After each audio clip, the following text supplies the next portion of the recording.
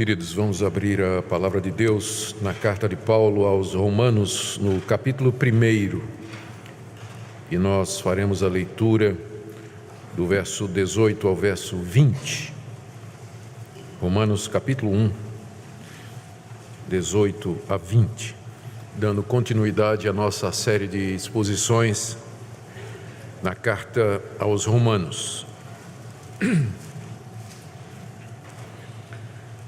Romanos capítulo 1, 18 a 20. A ira de Deus se revela do céu contra toda impiedade e perversão dos homens que detêm a verdade pela injustiça. Porquanto o que de Deus se pode conhecer é manifesto entre eles, porque Deus lhes manifestou. Porque os atributos invisíveis de Deus, assim o seu eterno poder, como também a sua própria divindade, claramente se reconhecem desde o princípio do mundo, sendo percebidos por meio das coisas que foram criadas. Tais homens são, por isso, indesculpáveis. Até aqui a leitura da palavra de Deus. Pedimos, nosso Pai, que o Senhor ilumine o nosso entendimento, que a Tua palavra fale ao nosso coração nessa noite, que o Senhor a si mesmo se revele à nossa consciência e através da Tua palavra pelo Espírito Santo. Que todos nós tenhamos, ó Pai, a consciência de ter estado na Tua presença e que essa consciência mude a nossa vida e o nosso comportamento. Em nome de Jesus. Amém.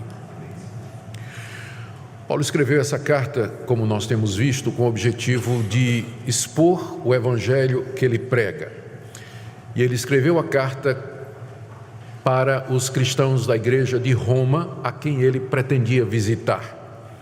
O plano de Paulo era passar um tempo na igreja de Roma e convencer os romanos a apoiar o seu projeto missionário de pregar o evangelho na Espanha, mais ao norte, onde Cristo ainda não havia sido anunciado. A igreja de Roma não conhecia Paulo, embora muitas pessoas lá da igreja tivessem conhecido o apóstolo em outras situações. E também corriam muitos boatos e rumores sobre o apóstolo Paulo, oriundos da comunidade judaica, que Paulo entendeu que precisava esclarecer. Ele escreve essa carta no final da sua terceira viagem missionária, a caminho de Jerusalém, para levar uma oferta para os pobres, e com o objetivo de se apresentar e apresentar o seu evangelho, que ele prega, e também os seus planos à igreja de Roma. E a carta foi planejada pelo apóstolo Paulo e escrita com esse propósito. Nos capítulos iniciais, Paulo fala da perdição de toda a raça humana. Os gentios, os pagãos que nunca ouviram o evangelho, não tiveram a lei de Moisés como os judeus tiveram, eles estão perdidos, Ele fala isso no capítulo 1, que nós vamos começar hoje. Depois ele diz, os próprios judeus que receberam a lei de Moisés e a revelação de Deus no Antigo Testamento também estão perdidos, porque eles não guardam essa revelação.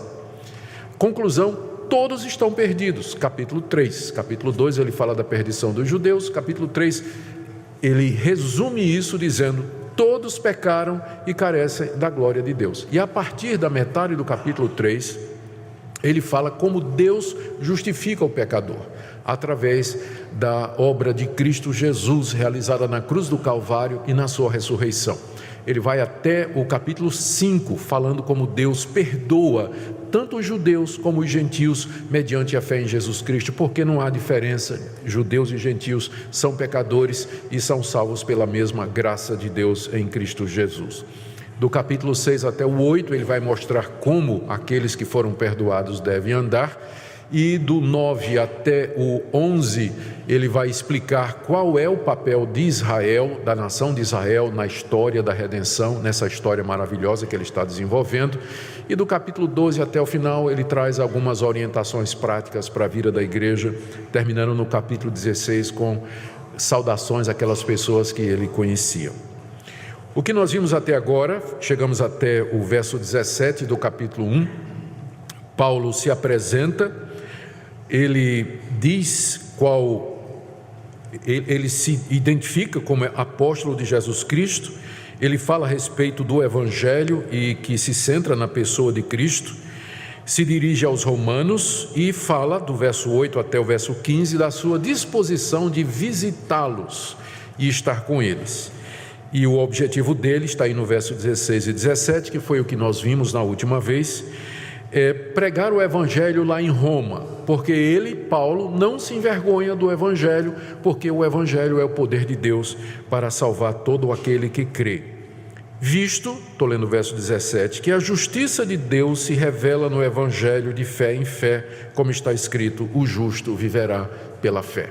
E a partir do verso 18, Paulo começa a expor a necessidade que todos têm do evangelho. Ele começa a falar do pecado da humanidade e da ira de Deus contra a humanidade.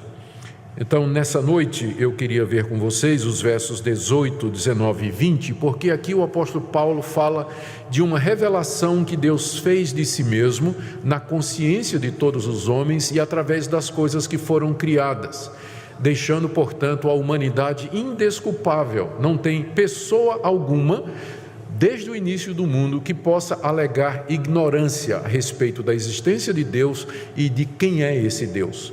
Todos têm esse conhecimento na consciência, no coração e brilhando ao nosso redor na natureza. Paulo fala desta revelação que os teólogos chamam de revelação natural, aqui do verso 18 até o verso 20, que eu queria ver com vocês.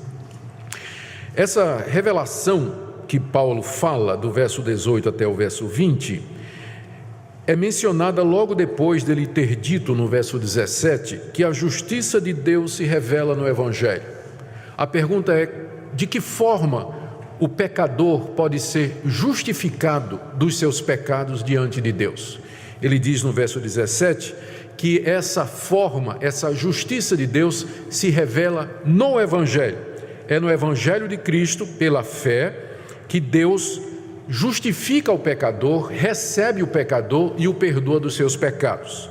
Mas enquanto Deus está revelando a sua justiça através do Evangelho, porque o Evangelho está sendo pregado no mundo todo, há uma outra revelação que já vem acontecendo desde a criação do mundo e desde que Deus colocou o homem nesse planeta, que é a revelação da ira de Deus. Vocês percebem o contraste aí. No verso 17, a justiça de Deus se revela no Evangelho. E no verso 18, a ira de Deus se revela do céu. São duas revelações que estão acontecendo agora, nesse instante. Por um lado, o Evangelho está sendo pregado ao mundo e em Cristo Jesus, Deus revela de que maneira Ele quer nos perdoar. Por outro lado, do céu, Deus revela a sua ira. Ele está revelando a sua ira. Essas duas revelações acontecem ao mesmo tempo, elas vão levar a destinos distintos. Essa revelação que Deus faz no Evangelho, ela traz perdão e vida eterna, mas essa revelação que Deus faz na natureza e na nossa consciência é apenas para mostrar que Deus está irado com a humanidade e que a humanidade em seus pecados será condenada eternamente. Vamos ver então essa revelação.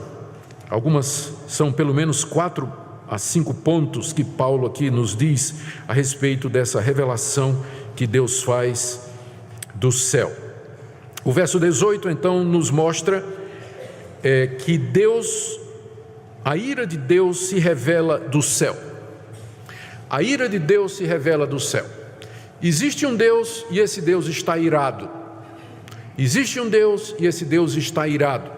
E Ele revela a sua ira do céu, o local da sua habitação, do mundo espiritual, da sua existência e do seu poder. Deus mostra para o homem que Ele existe e que Ele está irado.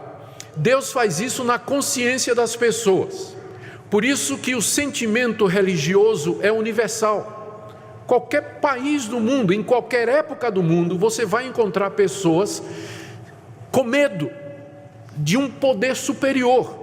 A prova disso é que todas as religiões elas vão incluir algum tipo de pagamento de pecado, de culpa, tentativa de apaziguar essa divindade, mas essa consciência que o homem tem de que existe algo superior faz com que ele viva aterrorizado.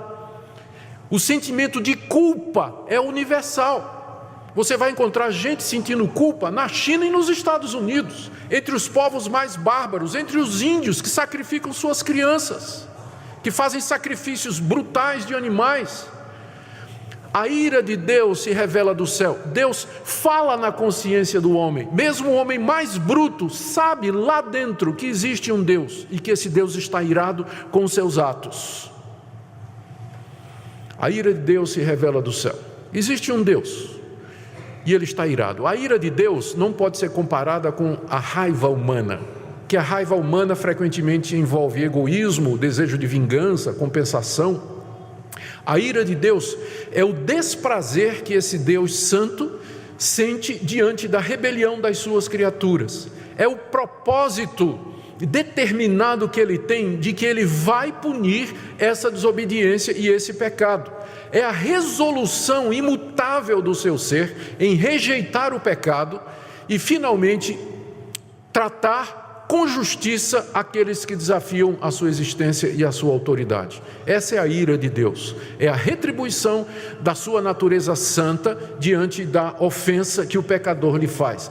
Do céu, a ira de Deus se revela, e essa revelação é feita na nossa consciência. Nós sabemos disso, por intuição. Mesmo os povos mais distantes, como eu já disse, aqueles que nunca ouviram falar de Deus ou receberam a lei de Deus, eles têm essa consciência de que há um Deus a quem eles ofenderam.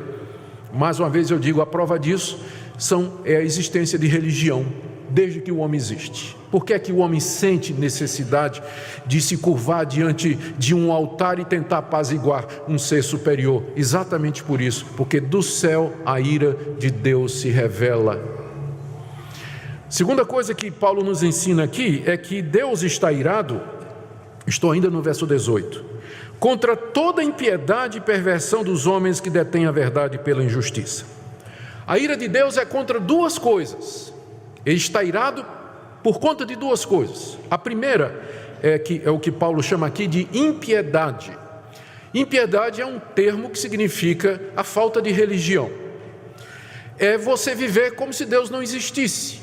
Uma pessoa piedosa é uma pessoa que reconhece a Deus, anda nos caminhos de Deus, adora a Deus e quer servir a Deus. Uma pessoa impiedosa é uma pessoa que não reconhece Deus na sua vida, vive como se ele não existisse e não leva Deus em consideração. É isso que a Bíblia chama de impiedade. Impiedade. Então, a ira de Deus é contra a impiedade da humanidade, porque a humanidade não o reconhece como Deus, não o trata como Deus, não o busca, não o serve e não o adora. Mas tem outra coisa.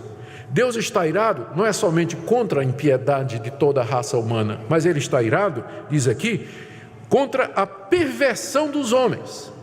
Enquanto que impiedade fala do relacionamento do homem com Deus, perversão fala do relacionamento do homem com o homem. A perversão aqui é perverter o direito, é perverter a dignidade, perverter a justiça, é o tratamento imoral, injusto e opressor de uma pessoa com a outra. E Deus está irado contra isso também, não somente porque as pessoas não o adoram e o buscam, mas porque elas se maltratam, se odeiam, se enganam, se defraudam, se oprimem o homem, prejudicando e fazendo o seu semelhante sofrer. Então, Deus está irado contra isso. Agora, como é que a humanidade chegou nessa situação de impiedade e perversão? Veja o final do verso 18.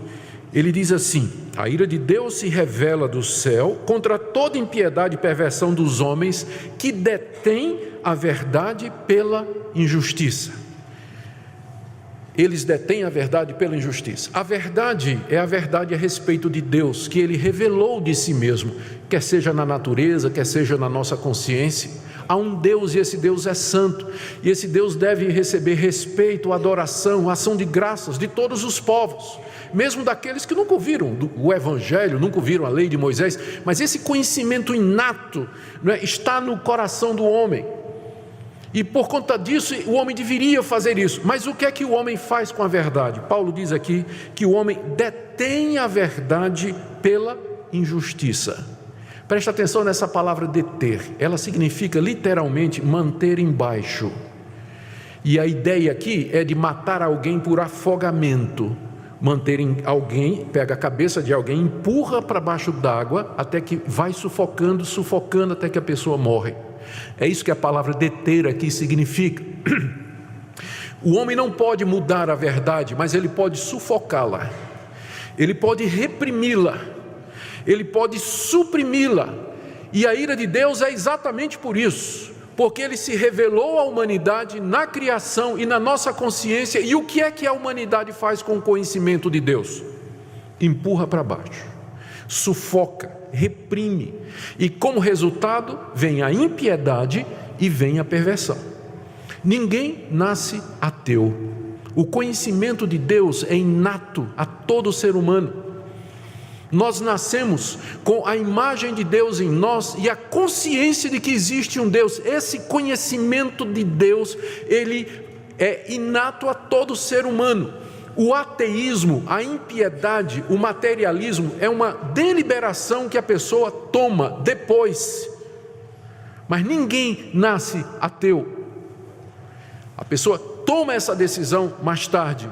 E para fazer isso, ela tem que suprimir a luz de Deus que brilha no seu coração e na sua consciência. Ela tem que fazer isso, para ela viver como se Deus não existisse. Ela tem que suprimir essa revelação de Deus no seu coração, para que ela possa tomar uma dessas posições aí. Então, essa é o segundo ponto que Paulo nos diz aqui. O primeiro é que há um Deus e que esse Deus está irado e que ele revela essa ira do céu às nossas consciências. O segundo é que esse Deus está irado com a impiedade e a perversão dos homens como resultado deles terem sufocado a verdade que Deus revelou para eles. Terceiro ponto de Paulo está no verso 19. Ele está dizendo que essa ira de Deus é justa. Porque alguém poderia dizer, mas é justo Deus ficar irado? Não é? Os homens conhecem realmente a Deus? Existe esse conhecimento de Deus tão claro assim para que Deus possa cobrar do homem e responsabilizar cada ser humano por isso? Resposta de Paulo, sim, verso 19. Porquanto Deus está irado, porquanto o que de Deus se pode conhecer é manifesto entre eles, porque Deus lhes manifestou. Esse Deus é infinito e nós nunca o poderemos conhecer completamente. Deus é infinito no seu ser, Ele é infinito nos seus atributos e nas suas qualidades, na sua santidade, no seu poder, na sua onipresença, na sua onisciência, na sua justiça, na sua santidade, na sua misericórdia. Esse Deus, Ele extrapola qualquer possibilidade de conhecimento exaustivo por parte da criatura. Mas Ele deu a conhecer algumas coisas a respeito dele. Paulo fala aqui, né? O que de Deus se pode conhecer? Porque tem coisas que nós não podemos, por causa da nossa criaturalidade. Nós somos criaturas limitadas. E além disso, pecadores. Não podemos compreender o ser de Deus completamente, totalmente. Mas há algumas coisas que Deus deu a conhecer a respeito de si mesmo. E Ele deu a conhecer essas coisas, diz aí, entre eles, acompanhe o verso 19, porquanto o que de Deus se pode conhecer é manifesto entre eles. Eles aí são os homens, a humanidade em geral. É manifesto entre eles, não é a eles, mas entre eles, com a intimação de que essa manifestação de Deus é dentro de nós, que é o que está dizendo no verso 18.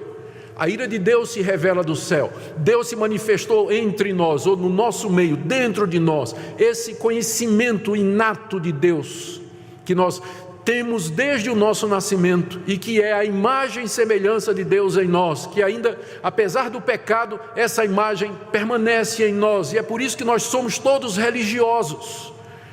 Nós temos todos essa necessidade, essa consciência de que há alguém além desse mundo, alguém superior a nós, a quem nós vamos prestar contas, de quem nós dependemos. Como já dissemos aqui, não é? Essa necessidade que o homem tem de Deus e esse reconhecimento no coração que está lá dentro sufocado, às vezes o homem descuida e esse conhecimento vem para cima, especialmente nas tragédias, não é? A pessoa vive como se Deus não existisse, mas basta acontecer uma tragédia ou um sofrimento pessoal muito grande e aí, valha-me Deus. Como alguém já disse, só existe ateu enquanto o pitbull não pula a cerca, né?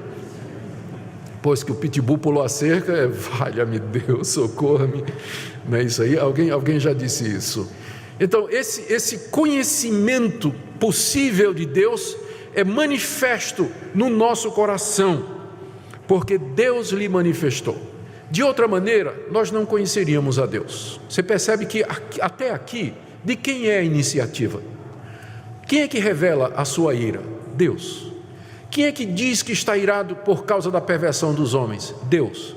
Quem é que manifesta o conhecimento de Deus? Ele próprio. Então vocês estão percebendo que se não fora essa iniciativa de Deus, de se revelar a nós, a humanidade andaria em trevas. A humanidade não teria a menor ideia do que ela está fazendo aqui nesse planeta, quem nós somos, de onde viemos, por que estamos aqui, qual o propósito da vida. A humanidade andaria em trevas. Deus é quem toma a iniciativa de revelar-se, manifestar-se à humanidade, porque Ele deseja que nós o reconheçamos, que nós o amemos, que nós o sirvamos de todo o nosso coração. Terceira coisa que o apóstolo Paulo nos diz aqui, é que das coisas, ele fala a respeito das coisas possíveis de se conhecer e que Deus revelou. E está aí no verso 20. Porque os atributos invisíveis de Deus, assim o seu eterno poder, como também a sua própria divindade, claramente se reconhecem desde o princípio do mundo, sendo percebidos por meio das coisas que foram criadas. Primeira coisa, há um Deus, Ele está irado e Ele diz isso nas nossas consciências. Segunda coisa, Ele está irado contra a impiedade e perversão dos homens, porque os homens sufocaram a luz da verdade no seu coração e trocaram pela injustiça. Terceiro, Deus é justo, Ele está irado porque o que se pode conhecer de Deus, Ele manifestou ao homem, Ele se revelou na consciência e no coração humano. Agora, em quarto lugar, Deus revelou alguns atributos ou algumas coisas a seu respeito na criação. Veja o verso 20. Os atributos invisíveis de Deus, o seu eterno poder e sua divindade claramente se reconhecem por meio das coisas criadas. Aqui o apóstolo Paulo está dizendo, ele está explicando o verso 19. No verso 19, o conhecimento de Deus está manifesto em nós. Mas esse conhecimento de Deus, ele não só é manifesto na nossa consciência e no nosso coração, mas ele brilha ao nosso redor nas coisas que foram criadas, de maneira que um complementa o outro. A natureza, a criação, a beleza do universo, a sua harmonia, a sua imensidão, não faria nenhum sentido para mim se dentro de mim eu já não tivesse essa consciência de que há um Deus e que Ele é o autor disso aí. Então há uma harmonia entre a consciência que eu tenho de Deus e a criação, o mundo ao meu redor. Eu só posso olhar para a criação e deduzir que existe um Deus porque a luz dele já brilha em mim. E eu não rejeitei aquela luz, ela já brilha em mim. Então a criação, ela apenas confirma aquilo que minha consciência já diz, que há um Deus. Que há um Deus. E esse Deus, de acordo com o que a criação manifesta, Ele é um Deus cujos atributos são invisíveis. Você está vendo aí no verso 20, né? A palavra atributo significa simplesmente qualidade. Por exemplo, um dos meus atributos é que eu tenho a barba branca. Outro atributo meu é que eu uso óculos. Outro atributo meu é que eu gosto de andar de motocicleta. Outro atributo meu é que... E por aí vai. Vamos parar por aqui. Então, são as minhas, é o que me define. Atributo é o que me define, o que me caracteriza, que me torna conhecido. Então Deus tem atributos, e a Bíblia menciona vários desses atributos, desde a sua santidade até a sua misericórdia. São muitos os atributos de Deus. Alguns atributos pertencem só a Deus, como por exemplo, onipotência, onisciência, onipresença, eternidade. Só Deus tem essas qualidades. Mas alguns outros dos seus atributos Deus transmitiu para nós: inteligência, criatividade, consciência, arbítrio, sentimento, são coisas que Deus passou para nós. Nós somos feitos à imagem desse Deus. E é por isso que nós somos assim. E é por isso que, por definição, nós clamamos por Ele. Sentimos que Ele existe e percebemos que Ele existe ao nosso redor. Mas esses atributos, eles são invisíveis, porque Deus é Espírito. Espírito eterno. Ele nos deu uma coisa que Ele mesmo não tem. Ele nos deu um corpo. Embora, séculos depois, Ele resolveu assumir um corpo também na pessoa do seu Filho Jesus Cristo. Mas Deus é Espírito.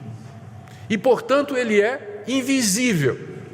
Só que esses atributos invisíveis de Deus, essas qualidades que o olho não pode ver, elas se tornam visíveis pela nossa mente. Os olhos da mente, contemplando a criação e já tendo consciência de que existe um Deus, consegue ver que há um Deus. Os atributos invisíveis de Deus se veem claramente. Parece até uma contradição. Aquilo que é invisível se vê. Mas é o que Paulo está dizendo aqui. Aquilo que é invisível aos nossos olhos carnais, é visível pela nossa mente, pela nossa consciência. Há um Deus que criou todas as coisas e que fez todas as coisas. Os atributos invisíveis de Deus. E Paulo menciona 2 desses atributos, que estão entre aquelas coisas possíveis de serem conhecidas. O primeiro, está aí no verso 20, não é? Os atributos de Deus, a saber, o seu eterno poder. É o primeiro atributo de Deus que dá para perceber pelas coisas criadas. O eterno poder de Deus. O que ele está dizendo aqui é que pela observação da criação e da natureza, nós devemos perceber que a natureza não se gerou a si mesma, como dizem os materialistas, os evolucionistas e os naturalistas, que o universo se gerou a si mesmo, que a matéria se gerou a si mesmo. Outra opção que eles dizem é que a matéria é eterna. Paulo nos diz aqui que, observando a natureza, nós vemos que existe um poder eterno, que existia antes da natureza e que deu origem a ela. Que estas coisas, com esse nível de complexidade da criação, do cosmos, do ser humano, do microcosmos, do universo, das partículas subatômicas, não é? É impossível que isso veio do acaso, ou que isso foi gerado do nada, ou que o universo se gerou. Há um poder por detrás disso. Há um poder por detrás. Esse é um dos atributos invisíveis de Deus, que Deus nos deu a conhecer através da criação e que é percebido pela nossa consciência. Não é possível que isso que existe aí tenha surgido do nada. Há um poder eterno que antecede o universo e que deu origem a tudo isso. Deu origem a tudo isso. O segundo atributo invisível de Deus que Paulo menciona aqui é a sua própria divindade. Está no verso 20. Ele fala do eterno poder e da sua própria divindade. O que é a divindade de Deus? É uma expressão que significa simplesmente que Deus não é criado. Ele não é como nós, mas ele é totalmente outro. Ele não é limitado como nós, ele não é finito, ele não teve um começo e não terá fim. Ele não faz parte da sua própria criação. Deus não é a alma do mundo. Deus não é o mundo e o mundo não é Deus. Mas Ele é divino, Ele está acima da sua criação. E aliás, foi essa concepção que deu origem à ciência moderna. Vocês já se perguntaram por que é que a ciência moderna nasceu na Europa cristã da Idade Média e não em civilizações mais antigas e mais avançadas, como por exemplo os mesopotâmios, os egípcios, os gregos, a China? Eram civilizações bem mais avançadas e antigas do que aquela civilização europeia da Idade Média cristianizada. Mas por que a ciência moderna não nasceu naquelas civilizações e veio nascer há 500 anos atrás, ou menos, talvez 400 anos atrás, lá na Europa cristã? Eu vou dizer a razão. É que todas essas civilizações, elas eram panteístas. Elas acreditam que Deus é o mundo e o mundo é Deus. Por isso, adora a vaca, adora a árvore, adora o sol, adora a estrela. adora os animais, adora o crocodilo lá no Egito, adora o pássaro íbis lá no Egito, o boi ápis lá no Egito. Os deuses são apresentados como sendo manifestações da natureza. Na mitologia grega, os deuses moravam em árvores, moravam em caverna. Tem as fadas que estão ligadas a árvores e flores. Então, nessas religiões e nessas culturas, havia, ou a visão é, de panteísmo. Tudo, teísmo, Deus. Tudo é Deus e Deus é tudo. Como se Deus fosse a alma do mundo. Por isso, ninguém se atrevia a investigar os fenômenos naturais. Quando tem um trovão, isso é Deus que está com raiva. Quando cai um raio, isso são os deuses. É Zeus, né? Aquele Deus do Olimpo jogando aquele raio, né? Isso é Zeus que está fazendo isso. Ninguém queria saber como é que funciona. Aí chegou o cristianismo dizendo: no princípio criou Deus os céus e a terra. O mundo é uma criação de Deus, não é uma extensão de Deus, mas uma criação. E Deus criou o mundo com base em leis naturais que regem e explicam os fenômenos. Então o cristianismo libertou o homem do misticismo dessas religiões, e o homem agora se sentiu livre para examinar a natureza. O cristianismo desmistificou a natureza. A natureza não é divina, o boi não é divino, a árvore não é divino. Portanto, eu posso pesquisar os fenômenos naturais. Todos os autores dos modernos ramos da ciência são cristãos. Pegue seu livro de história. Não pegue não, que ele não vai dizer. Eles escondem esse fato. Mas há bons livros a respeito da história da ciência, escrito por Nancy Pearce, por exemplo. É uma doutora nos Estados Unidos, já esteve no Brasil algumas vezes, que vai falar para você e vai mostrar para você que os grandes ramos da ciência moderna, eles tiveram início com a pesquisa de cristãos que queriam saber mais a respeito de Deus e da glória de Deus, porque eles viam o universo como expressão, não extensão, mas expressão da glória e da majestade de Deus, da sua divindade e do seu eterno poder. Então, pela natureza, nós podemos ver isso, que há um poder eterno, e que esse poder é majestoso, é glorioso, é inteligente, é pessoal. Isso aqui não surgiu do nada, não veio do acaso, não se autogerou. Não se autogerou. Isso é o que Paulo diz aqui. Esses atributos invisíveis de Deus se revelam na natureza, o seu poder eterno e a sua divindade.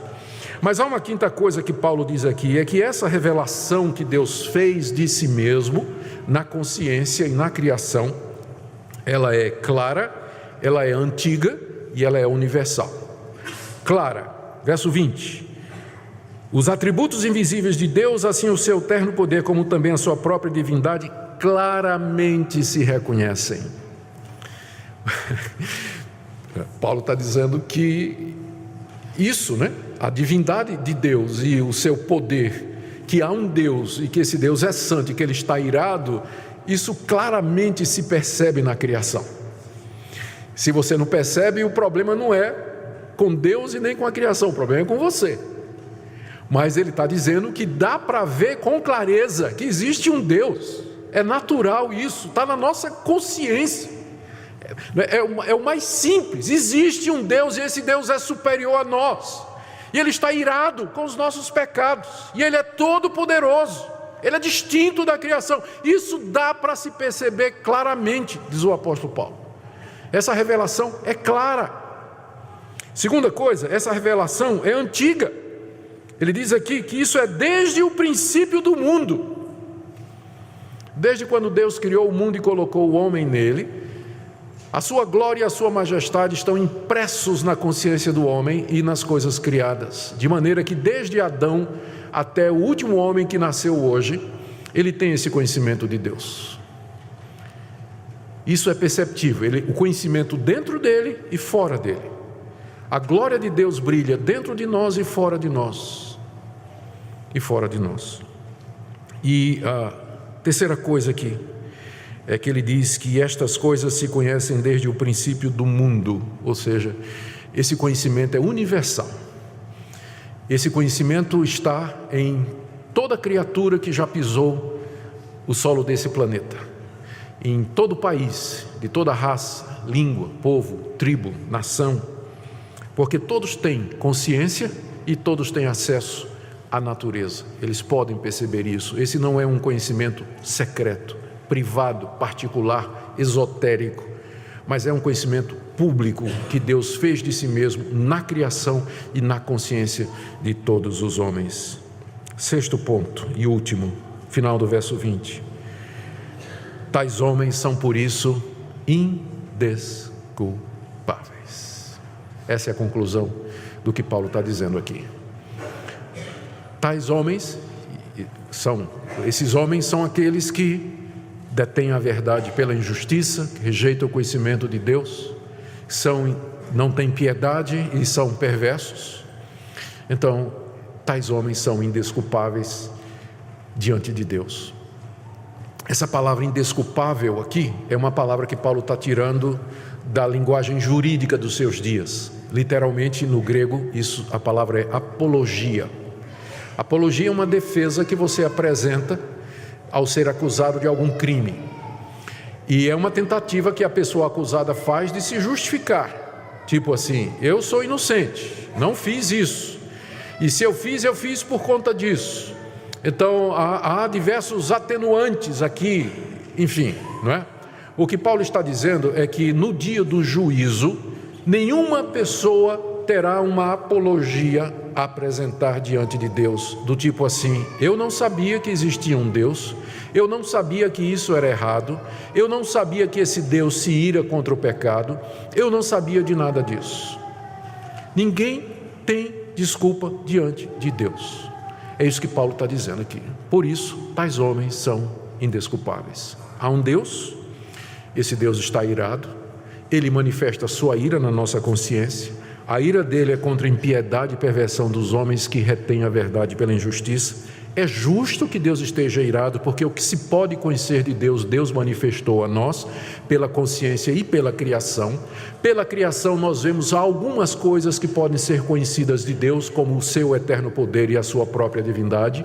E essa revelação é clara, é universal e é antiga. Conclusão, não tem inocente diante de Deus. Nem aqui, nem no Amazonas, nem na Antártida, nem no Polo Norte, nem no deserto árabe, nem nas florestas mais ocultas do mundo. Nunca teve e nunca haverá um inocente diante de Deus, porque os homens detêm a verdade pela injustiça. Eles adoram outros deuses, eles adoram a natureza, eles vivem como se Deus não existisse, eles se matam, se perseguem, se odeiam e se oprimem. Por isso a ira de Deus está sobre o mundo pagão, é isso que Paulo está falando aqui, e também dos judeus. Ele vai dizer isso no capítulo 2.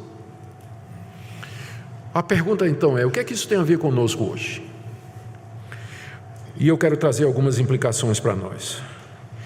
Eu penso que isso aqui é importante para você e para mim, para que nós possamos entender por que é preciso o Evangelho. Por que o Evangelho é necessário? Por que é preciso uma outra revelação? Essa revelação aqui da ira de Deus, ela é suficiente para deixar você sem desculpa. Mas ela não é suficiente para lhe salvar, porque ela não diz de que maneira você pode escapar da ira de Deus. As árvores, o universo, as estrelas, o sol, eles não vão dizer para mim de que maneira eu posso então me reconciliar com esse Deus, pedir perdão a esse Deus e ser aceito por Ele. Eles não vão me dizer isso, eles só vão mostrar que há um ser todo-poderoso, maior do que eu, por detrás de todas as coisas. Mas como eu posso me reconciliar com esse ser, a natureza não vai me dizer. É preciso uma outra revelação. E essa é a revelação que nós chamamos de revelação especial, que Deus deu através de Jesus Cristo, seu Filho, o Evangelho de Cristo. Essa revelação, Paulo vai desdobrá-la aqui na carta aos Romanos, ele vai explicar essa revelação mais adiante. É a única forma pela qual nós podemos ser salvos da ira de Deus. E para que você entenda então a necessidade do Evangelho e a exclusividade do Evangelho, é primeiro necessário que você entenda a perdição da raça humana toda. Estamos debaixo da ira de Deus, com justiça. Não há inocentes diante de Deus. Então essa é a primeira reação prática que eu queria que você tivesse nessa noite, que você meditasse nisso. e você valorizasse o Evangelho, o privilégio que você está tendo nessa noite aqui de ouvir o Evangelho, enquanto milhões nunca ouviram o Evangelho, embora estejam condenados com justiça pela rebelião dos seus corações da revelação que Deus fez de si mesmo, na sua consciência e na criação. O fato de que você está aqui essa noite, ouvindo a revelação especial de Deus, seria motivo para colocar você de joelho diante dele e dizer: Deus, como é que eu continuo ainda a viver como se o Senhor não existisse? Como é que eu continuo a viver ainda sem levar o Senhor em consideração? Por que eu continuo desafiando o Senhor? Por que eu continuo sendo indiferente para contigo? Reflita nisso. Segunda coisa que eu queria que você pensasse, é uma conclusão prática, né? É que você examinasse o seu coração, especialmente se você é uma daquelas pessoas que tem dificuldade de acreditar em Deus, argumentando coisa do tipo: não porque a ciência, não porque as descobertas científicas, não porque a racionalidade. Eu queria que você pensasse outra vez. O ateísmo não é a consequência lógica da ciência. A negação de Deus e o materialismo é o resultado da repressão dessa luz de Deus no coração de todo homem. O problema não é intelectual, o problema é moral, o problema é espiritual. Examine o seu coração, para ver se lá no fundo essa sua recusa em acreditar em Deus não é resultado de alguma amargura, alguma raiva, algum sentimento de injustiça, ou uma tentativa de justificar um comportamento seu. Você não quer que Deus exista, porque se Ele existir, você vai ter que mudar de vida. Você não quer que Ele exista. Então, muito dessa negação de Deus não é resultado de intelectualidade, mas é um problema moral, é um problema espiritual simplesmente. É um problema moral simplesmente. Terceira coisa que eu queria que você pensasse também nessa noite. Aqui está a razão pela qual nós insistimos em evangelização e pregar o Evangelho. Exatamente por isso, porque os povos precisam ouvir o Evangelho, receber a revelação especial de Deus. Por isso que nós mandamos missionários. É por isso que nossa igreja faz viagem missionária. É por isso que nós apoiamos aqueles que vão para países distantes levar o Evangelho de Deus. É por isso que nós insistimos com vocês, que vocês compartilhem a fé de vocês para com as pessoas, porque elas estão perdidas. Ninguém vai se salvar com base na ignorância da moralidade ou alguma coisa. Não há salvação fora do Evangelho de Jesus Cristo. E você que conhece, tem acesso a essa revelação especial do Evangelho, você é responsável por levá-lo avante, por transmitir a outras pessoas. E a última coisa que eu queria que você pensasse nessa noite é a respeito do seu estado diante de Deus. Há um Deus, e esse Deus é um Deus santo. Ele é um Deus que se ira, ao contrário talvez do que você ouviu aí outras pessoas falar de um Deus que é só amor. Ele é amor, mas Ele é santo também. E porque Ele é santo, Ele está irado. Há um Deus e esse Deus está irado pelos seus pecados. E você não tem desculpa nenhuma para viver longe dEle. Não há nenhuma apologia que você possa oferecer para justificar a sua vida ímpia, ou a sua vida de imoralidade, ou a sua vida de materialismo, consumismo, totalmente alheio a Deus, como se Deus não existisse. Não tem nada que justifique isso. Não tem nada que justifique a sua idolatria, você adorar imagens de escultura, como se Deus pudesse ser representado, adorar outros deuses que não o Deus supremo que se revela na natureza e no Evangelho. Que nessa noite você também reconheça que esse Deus, Ele tem compaixão de pecadores que reconhecem que são pecadores, que estão perdidos e que o buscam humildemente, não para dizer a Deus o que Deus tem que fazer, mas com a mão estendida e de joelhos dizendo: Deus, tenha misericórdia de mim, pecador. Não mereço nada a não ser a tua ira e o teu justo castigo. Espero na tua misericórdia, já que o Senhor tomou a iniciativa de se revelar. Isso mostra que o Senhor deseja me conhecer, que o Senhor deseja que eu te conheça plenamente. Me ilumina, me guia mediante Jesus Cristo, para que eu possa me reconciliar contigo e viver para a tua glória. Você pode fazer isso nessa noite. e se curvar diante do Todo-Poderoso, Criador dos céus e da terra, e aproveitar a misericórdia dele, enquanto ele ainda lhe permite viver e escutar esse Evangelho. A ele toda a glória. Amém. Oremos. Bendizemos o teu nome nessa noite, ó Pai, pela tua majestade, pela tua grandeza.